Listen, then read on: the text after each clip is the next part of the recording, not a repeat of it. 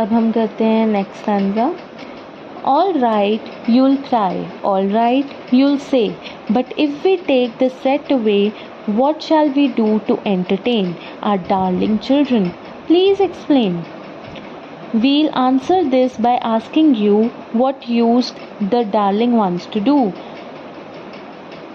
How used they keep themselves contented before this monster was invented? तो यहाँ पे poet जो है वो बोल रहा है कि ठीक है, अभी भी देर नहीं हुई है, हम टीवी को घर से निकाल सकते हैं, ठीक है।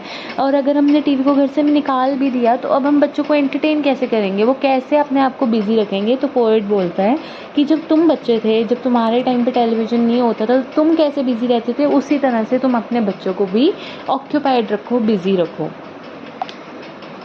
ओके तो पहली 2 लाइंस में पोएट कह रहा है कि ठीक है, मतलब अब तुम्हें समझ आ गई है, अब तुम्हें पछतावा भी हो रहा होगा कि हमने गलत डिसीजन ले लिया है, पर अब हम क्या करें, ऐसा क्या करें कि हमारे जो बच्चे हैं, उन्होंने लिखा है आर डार्लिंग चिल्ड्रन मतलब जिनसे हम बहुत ज़्यादा प्यार करते हैं, उनको एंटरटेन करने के लिए अब हम क्या करें ऐसा। तो वो कह रहा है प्लीज़ एक्सप्लेन, आप कुछ हमें ऐसी सजेशन दो जिससे हम अपने बच्चों को एंटरटेन रखें और उनको टीवी की अर्ज भी ना हो। We'll answer this by asking you. तो पोएट कह रहा है कि यही सवाल मैं तुमसे पूछना चाहता हूँ, तुमसे क्वेश्चन करना चाहता हूँ कि what used the darling ones to do, how used they keep themselves contented before this monster was invented. जब तक टीवी इन्वेंट नहीं हुआ था तब तक जो बच्चे हैं वो कैसे ऑक्यूपाइड रहते थे। तो पोएट ये जो सवाल है ये पेरेंट्स से कर रहा है कि जब टीवी नहीं इन्वेंट हुआ था उससे पहले भी तो बच्चे एंटरटेन होते थे ना, तो तब कैसे होते थे। अब यहाँ पे हम करने लगे हैं नेक्स्ट स्टैंजा। तो इस पैराग्राफ में जो पोएट है वो कह रहा है कि have you forgotten, don't you know, will say it very loud and slow. वो कह रहा है कि क्या तुम भूल गए हो कि तुम जब टीवी नहीं था तब कैसे बच्चे एंटरटेनमेंट होते थे। कहता चलो मैं इसको बोलता हूँ, मैं बहुत ऊंची और बहुत धीरे धीरे बोलता हूँ ताकि सबको समझ आ जाए। तो यहाँ पे पोएट बार बार बोलता है कि दे यूज टू रीड, देड read and read and read and read.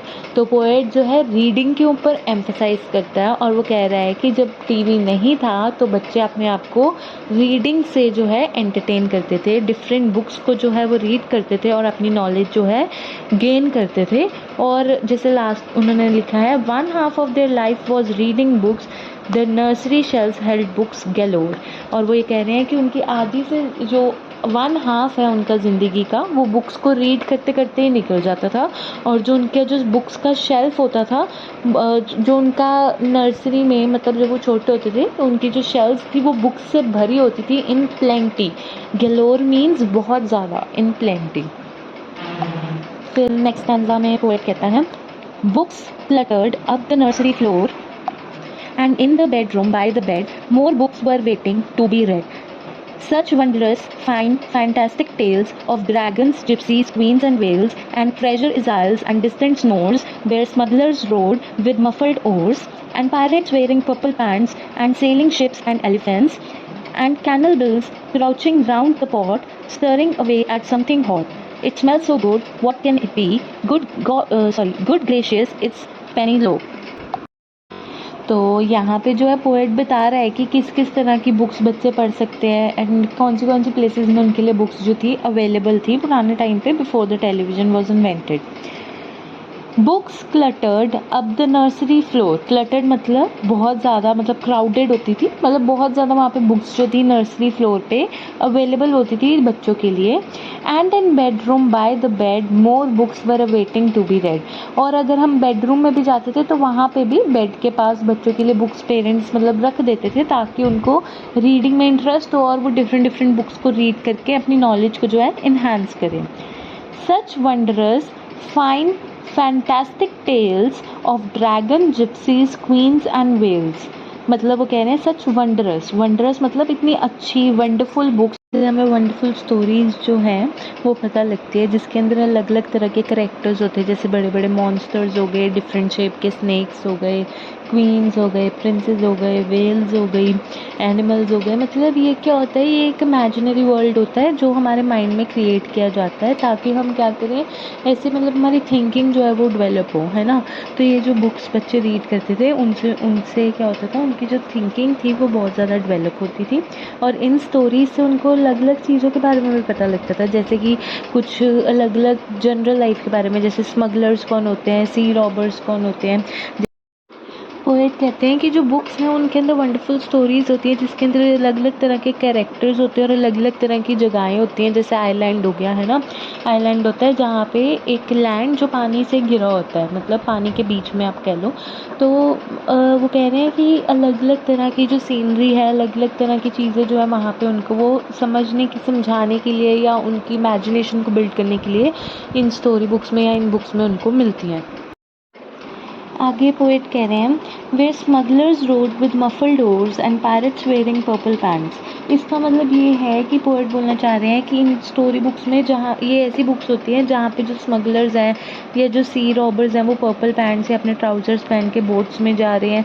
मतलब प्रॉपर एक इमेजिनेशन जो है वो बिल्ड करी जाती है।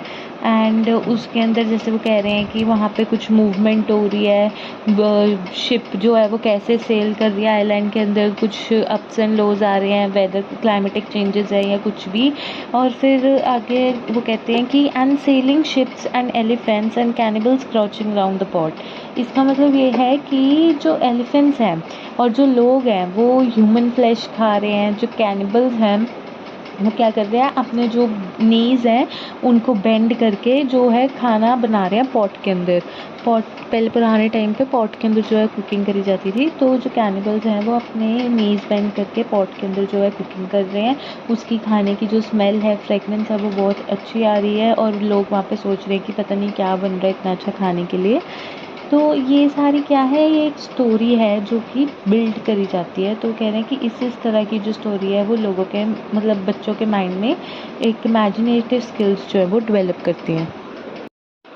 सो गाइस, ये था सेकंड पार्ट इस वीडियो का। यहाँ पे मैंने लाइन नंबर 61 तक जो है स्टैंजास कवर करे हैं। इसके बाद हमारे पास 4 स्टैंजास रहते हैं, वो मैं अपने नेक्स्ट पार्ट में नेक्स्ट वीडियो में कवर करूँगी। तो I hope you like the video, और अगर कोई भी क्वेरीज हो तो नीचे कमेंट सेक्शन में कमेंट करके पूछ सकते हैं। And I hope you like the video, do like and subscribe my channel. Thank you for watching.